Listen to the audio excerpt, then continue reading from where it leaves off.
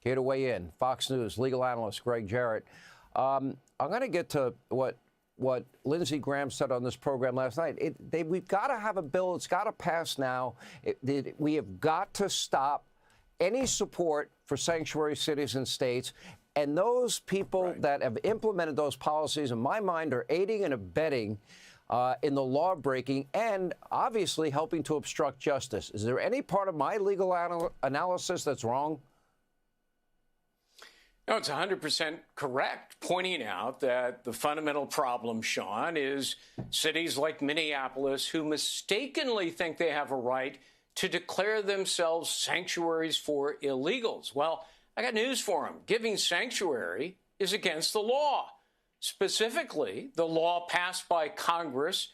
Democrats voted for it. Bill Clinton signed it back in 1996. That law requires states and cities to cooperate with ICE requests, and that means honoring detainers. Now, the state's prison system does that in Minnesota, but the Minneapolis jail system absolutely refuses. As a result, violent criminals are released onto the streets to re-victimize citizens. Ignoring that legal duty carries a punishment under that law. A city can lose federal funding, tens of millions of dollars. And if that doesn't get their attention, there is yet another law. Prosecution is an option because it is a crime to harbor or shield somebody here illegally, which is what Minneapolis is doing. The statute is 8 U.S.C. 1324. Anybody can look it up. It's pretty clear.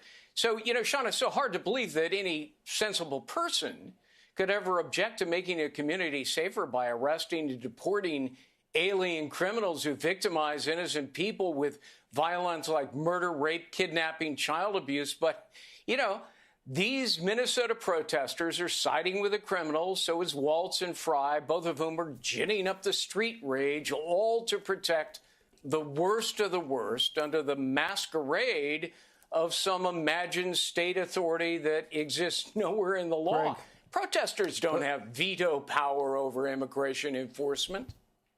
Let me ask you about this video of Pretti from 10 days prior. And I'll concede what his lawyer is arguing that, OK, even though we see a very aggressive, to me, violent looking, spitting at law enforcement, confrontational individual that is armed, I mean, what does that tell us about the mindset of somebody? I mean, my understanding is his own father was begging him not to do this, not to go to these things and be involved in this. But clearly that is not a good look for him.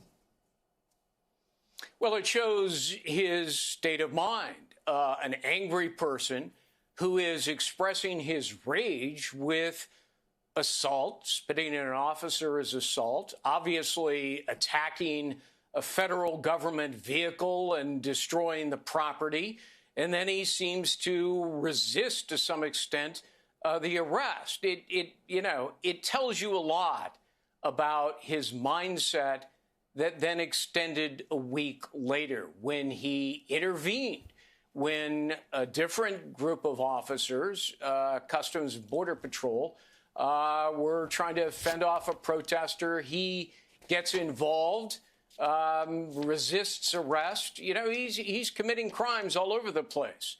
Now, it's tragic that he lost his life, and it may be a case of, mistaken perceptions when the shooting occurred, which invokes the imperfect self-defense. But that video tells a lot about Alex Pretti. All right, Gregg Jarrett, thank you for that.